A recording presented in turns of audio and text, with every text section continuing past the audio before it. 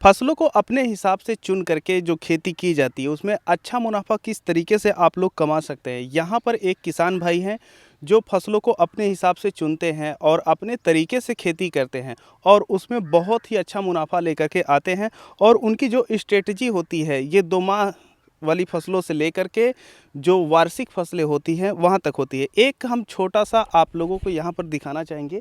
आप लोग देख सकते हैं अभी फ़िलहाल के लिए हम सब ऐसे खेत में हैं जहाँ पर आपको ज़्यादातर पपीते दिखाई दे रहे होंगे, लेकिन वहाँ पर धनिया उगाई गई है। उसके बगल में जो पपीते की खाली लाइन है वहाँ पर आलू है। और यहाँ पर जो नींबू की खेती होती है ये की गई है। और यहाँ पर आप लोग चना देख सकते हैं, पपीता तो है ही। और फिर आगे की अगर तरफ हम बढ़े तो यहाँ पर आप लोग देख सकते हैं लहसुन लगा हुआ है। और ये लहसुन जो है हमारी कमर तक आ गया है और लहसुन काफ़ी अच्छी तरीके से विकास कर रहा है और ये भी प्रोडक्शन लेकर के आएगा। यहाँ पर धनिया, सोया, मेथी, पालक वगैरह भी लगाई गई थी जो कि इस समय कट करके ख़त्म हो गई है। तो ये जो खेत है ये 2 माह से लेकर के जो वार्षिक फसलें होती हैं सभी चीज़ों को मिला करके स्ट्रेटेजी बना करके यहाँ पर खेती की जाती है, जिससे जो प्राकृतिक आपदाएं होती हैं और जो मुनाफा होता है इससे सुरक्षा भी हो जाती है आप लोगों की और आपकी खेती काफ़ी आसान हो जाती है। तो आइए हम मिलवाते हैं आपको उन किसान भाई से। किसान भाइयों, अब आप स्मार्ट किसान की वीडियो देखने के साथ साथ कृषि से संबंधित ढेरों उपहार जीत सकते हैं, जैसे खाद, बीज, स्प्रेयर, झटका मशीन, टार्च, फंगिसाइड इत्यादि। उपहार प्राप्त करने के लिए आपको करना यह है कि इस वीडियो को अंत तक देखें, वीडियो को लाइक करें, चैनल को अभी तक सब्सक्राइब नहीं किए हैं तो सब्सक्राइब करें और इस वीडियो को शेयर करके अन्य किसान भाइयों तक पहुंचाएं। अधिक जानकारी के लिए डिस्क्रिप्शन बॉक्स चेक करें। आइए जो किसान भाई हैं उनसे हम आपको मिलवाते हैं। वैसे काफ़ी किसान भाई इनको जानते होंगे, उसके जानने का कारण है अभी हम आगे उसके बारे में चर्चा आप लोगों से करेंगे। फिलहाल जो ये युवा किसान भाई हैं इनका जो परिचय है हम प्राप्त करते हैं। सबसे पहले जो किसान भाई हैं इनको अपना परिचय दीजिएगा। किसान भाइयों नमस्कार, मेरा नाम राहुल पटेल है और मैं अंबेडकर नगर ज़िले का निवासी हूं, जो कि उत्तर प्रदेश के अंतर्गत आता है। जी, आपके यहाँ हम आए हैं और आपके संपर्क में लगभग हम हैं लगभग 3 साल 4 साल हाँ, होने को 3-4 है। साल से हैं। इस दौरान हम देखे हैं कि आप अपनी खेतियों में काफ़ी प्रगति किए हैं और इसके साथ ही साथ आपका जो फार्म है उस पे लगभग 14 से 15 फसलें हैं और वो भी सब्जी कैटेगरी और बागवानी कैटेगरी की। और वो फसलें जो ट्रेंडिंग में है, जिनका रेट अच्छा मिल रहा है। तो ये बात हम करेंगे सब परिवर्तन पर कि कैसे कैसे परिवर्तन लेकर के आए। आपकी इस समय कमाई कैसी चल रही है, कितना महीने का कमा लेते हैं, एक फसल से कितना निकाल लेते हैं। अभी आपके पास कौन कौन सी फसलें हैं जो आप अपने खेतों में लगा रखे हैं?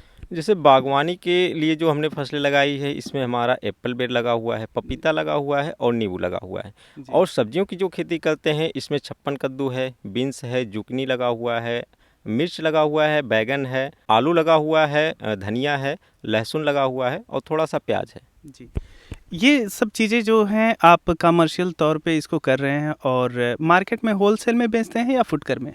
ज़्यादातर हमारा जो है ये मंडियों में जाता है, फुटकर में हमारी बिक्री नहीं होती, क्योंकि सब्जियां बड़े स्तर पर हैं तो फुटकर में बेचना वो एक समय नहीं मिल पाता इन सब का। और जी। तो सब हमारा मंडी में जाता है और मेन जो हमारी मंडी है जलालपुर मंडी और अकबरपुर मंडी, इन 2 मंडियों में हम अपनी माल को भेजते हैं।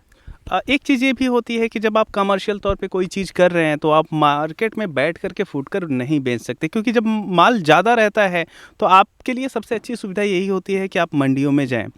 आपके पास इतनी सारी फसलें लगी हुई हैं तो हम ये चाहते हैं कि जो हमारे किसान भाई इस समय देख रहे हैं आपकी वीडियो को, तो ये आपकी फसलों को भी देखें और उसके बारे में जाने भी। तो हम ये चाहते हैं कि घूम करके आप दिखाइए और बताइए। अभी आप लोग यहाँ पर देख सकते हैं ये जो किसान भाई हैं बीन्स लगा रखे हैं और हम सबसे पहले बीन्स के बारे में कुछ डिटेल आपसे लेना चाहेंगे। ये इसकी जो खेती होती है बीन्स की कब कब की जाती है और क्या वैरायटी का होती है इसमें जो लगानी चाहिए? इसमें ऐसा है कि जो बीन्स की फसल है ये रबी सीजन की फसल है। जी। और इसमें 2 टाइप की वैरायटी होती है, एक तो पोल टाइप की होती है, जैसा देख सकते हैं यहाँ पर हमने झालर बना के लगाया हुआ है। जी। और दूसरा जो होती है वो बुश टाइप की होती है, 1.5 से 2 फीट की ऊंचाई के पौधे होते हैं, तो उसको आप खुले खेत में लगा सकते हैं बिना किसी झालर की सहायता से।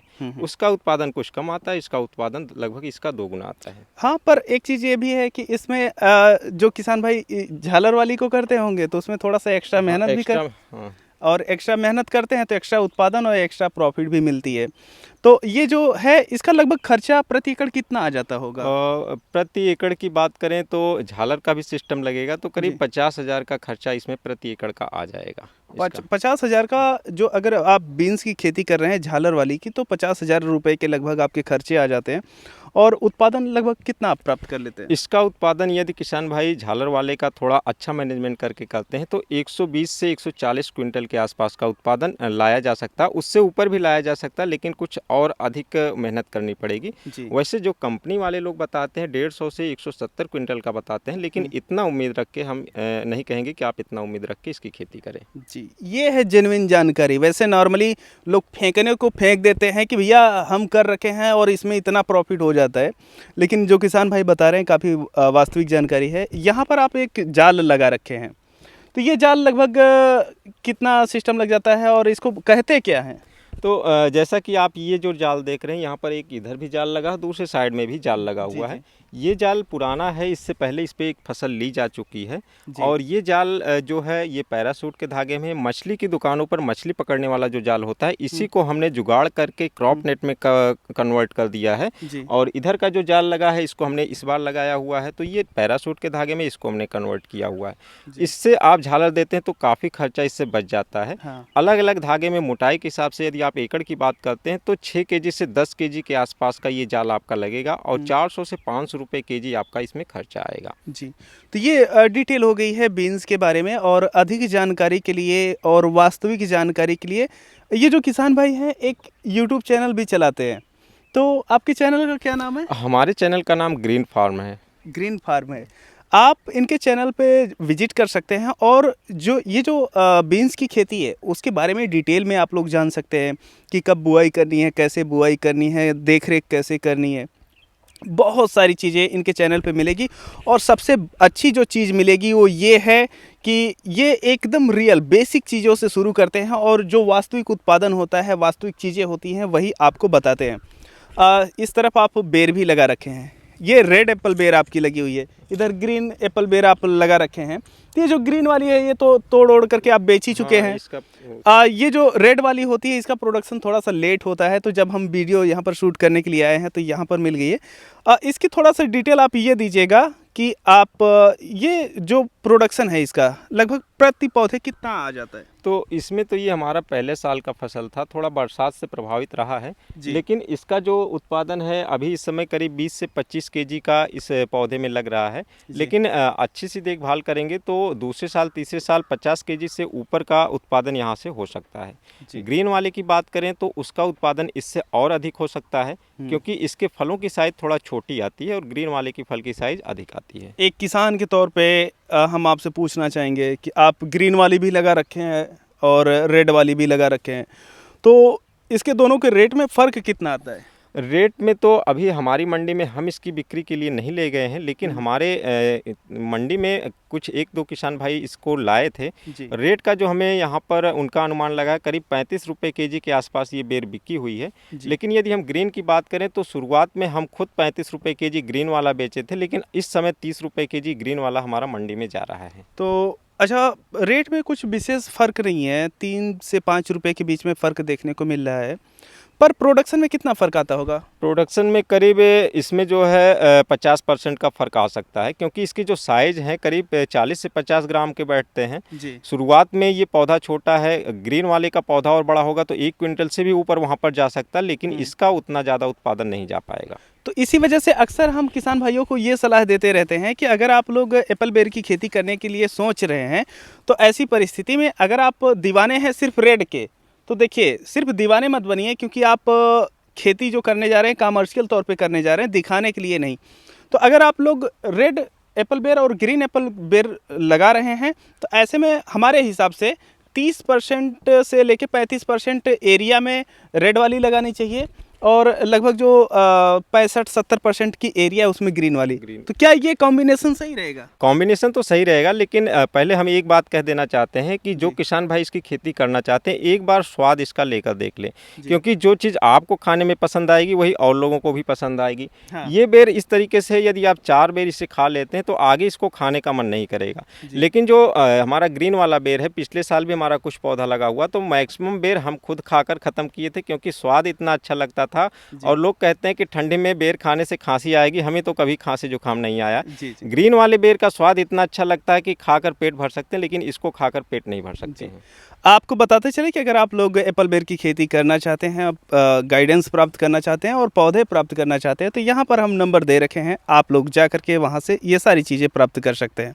आइए, आपके पास 56 कद्दू लगा हुआ है। हम चाहते हैं कि जो किसान भाई हैं वो 56 कद्दू भी आपका देखें और जाने उसके बारे में भी कुछ डिटेल, और बाकी डिटेल तो आप के चैनल पे जा करके किसान भाई लेंगे ही। इनका जो ये खेत है, यहाँ पर आप लोग देख चुके हैं, एक ही खेत में रेड एप्पल बेर लगी है, ग्रीन एप्पल बेर लगी है, बीच के खाली स्थान में आपको देखने को मिल जाएगी बीन्स, और साइडों में यहाँ पर आपको देखने को मिल जाएगा 56 कद्दू। एक बार ज़रा जो कैमरा है इधर करके दिखाइए, ताकि वास्तविक और अच्छी चीज़ों को लोग देख सकें। यहाँ पर हर पत्ते के ऊपर एक फल लगते हैं ना? हाँ, हर पत्ते, जितने पत्ते आएंगे, जैसे आप यहाँ देख सकते हैं, एक पत्ता इधर है, एक पत्ता इधर है। इसके बास में 2 यहाँ पर फल लगे थे, दोनों की कटाई हो चुकी है। जी। आगे जो पत्ता यहाँ पर एक फल था, ये तो सड़ गया। इधर फल लगा है, फिर अगले पत्ते पर ये फल इधर आगे मौजूदा देखते समय में जाएंगे। लगभग 10 से 12 फल 12 से 15 फल इसमें जी, लगे जी। हैं। जी। जैसे ही नीचे वाले फल की कटाई होगी, आगे वाला फल बढ़ना शुरू हो जाएगा। बढ़ना शुरू हो जाएगा। तो अच्छा, कुछ इसकी गणित बताइए, ये जो 56 कद्दू होता है, इसकी खेती हम सब कब कर सकते हैं? ये जो 56 कद्दू है, इसमें जो है इसकी जो खेती मतलब बिना नुकसान के यदि आप करना चाहते हैं, तो ये जो रबी वाला सीजन होता है, अक्टूबर महीने से आपकी इसकी खेती करके आप फरवरी महीने तक लगा सकते हैं। क्योंकि ये मार्च तक तो अच्छा फल देगा, उसके बाद ये फल नहीं देगा। लेकिन एक समस्या इसमें ये आती है कि जो इसमें फल मक्खियाँ होती है, इसका अटैक होता है। तो यदि आप अक्टूबर में शुरुआत में करेंगे तो ठंडी के 1 महीने पहले, 1 महीने बाद फल मक्खियों का अटैक रहेगा, उससे हमें बचाव करना पड़ेगा। जी। अच्छा, एक चीज़ ये बताइए, जो आपकी बीन्स है और जो आपका 56 कद्दू है, अभी जुकनी वाले खेत में भी हम सब चलेंगे, तो अभी ये इसका क्या रेट जा रहा है मौके पे? इस समय हमारा जो 56 कद्दू जा रहा है, इसका 15 से 20 रुपए केजी रेट जा रहा है। जी। और जो बीन्स है, इसका रेट जैसे कि जलालपुर मंडी में रेट डाउन हो गया है, 35 से 40 रुपए केजी का रेट जाता है, तो इसलिए हम इसको अकबरपुर की मंडी में भेजते हैं। वहाँ 50 रुपए से 55 रुपए केजी के आसपास का रेट हमें यहाँ भी मिल रहा है। जी। अच्छा, ये सब नई फसलें हैं, जैसे हम लोगों के यहाँ पहले लोबिया चलता था, और लोबिया को हमारे यहाँ बोड़ा बोलते हैं अपनी भाषा में, और अब कद्दू चलता था, वो लतेदार बड़ी बड़ी लताएं होती थी। अब उनकी जगह पे ये 56 कद्दू और बीन्स आ गई है। तो मार्केट में इनकी क्या पोजीशन है? मतलब अगर कोई एक किसान सामान्य क्षेत्र से, ना कि बहुत ज़्यादा ग्रामीण, ना तो बहुत ज़्यादा शहरी, अगर वहाँ पर रह करके इन फसलों की खेती कर रहा है, तो क्या बिक्री में कोई समस्या तो नहीं आएगी? ऐसा है, देखिए, जो हमारा ठंडी का मौसम होता है, अक्टूबर नवंबर में लगन का सीजन होता है, दिसंबर में 1 महीने खरवास रहती है, उसके बाद फिर से लगन का सीजन आता है। और जो बेल वाले कद्दू होते हैं, इसका जो बरसात में लगाते हैं वो अक्टूबर तक जाते जाते ख़त्म हो जाता है। और जो अगेती भी लगाते हैं आगे फरवरी मार्च के लिए, तो उनका मार्च से पहले फल आता नहीं है। उस समय जो इसमें कद्दू की डिमांड होती है, उसकी ज़्यादातर पूर्ति इसी से होती है, या फिर बाहर दक्षिणी भारत से जो कद्दू आते हैं उनसे, और या तो तराई क्षेत्रों में आते हैं उनसे पूर्ति होती है। तो ये एक अच्छा साधन रहता है, खपत अच्छी होती है, रेट में भी हमें अच्छा मिल जाता है। और ये करीब 3 महीने की फसल है, उत्पादन बहुत भयंकर आता है। तो कम खर्चे में हम अधिक उत्पादन भी यहाँ पर ले लेते हैं। कितनी आ जाती होगी?